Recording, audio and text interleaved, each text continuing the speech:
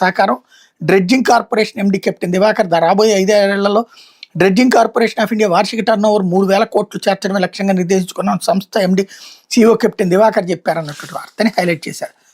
లేకపోతే నయవంచకుని పట్టుకోండి అంటూ పెళ్లి చేసుకుంటానని నమ్మించి 30 లక్షలు కాజేశాడు బాధితురాలు వేడుకోడు. పెళ్లి చేసుకుంటానని నమ్మించి తన లోబరుచుకుని తన వద్ద 30 లక్షలకు పైగా వాడుకుని మోసం చేసిన విజయనగరం పట్టణానికి చెందిన బొబ్బిలి సాయి కిరణ్ను తక్షణమే అరెస్ట్ చేసి శిక్షించాలని బాధితురాలు ప్రభుత్వానికి విజ్ఞప్తి చేసింది.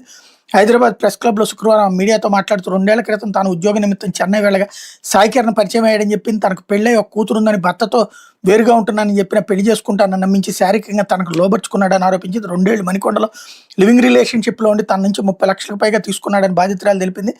6 నెలలుగా వేరే మహిళతో సన్నిహితంగా ఉంటున్నాడని ప్రశ్నించడంతో చంపేస్తానని బెదిరించాడని వాపోయింది.